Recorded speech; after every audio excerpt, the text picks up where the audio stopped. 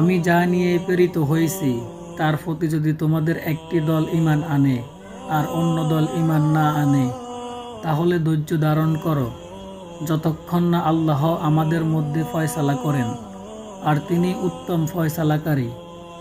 তার কওম থেকে যে নেতৃত্ববৃন্দ অহংকার করেছিল তারা বলল, হে শুআইব, আমরা তোমাকে ও তোমার সাথে যারা ঈমান এনেছে তাদেরকে অবশ্যই আমাদের জনপদ থেকে বের করে দিব, অথবা তোমরা আমাদের ধর্মে ফিরে আসবে।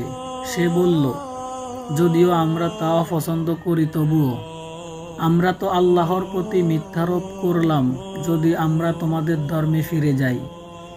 সেই ধর্ম থেকে আল্লাহ আমাদেরকে নাজাত দেওয়ার পর আর আমাদের জন্য উচিত হবে না তাতে ফিরে যাওয়া।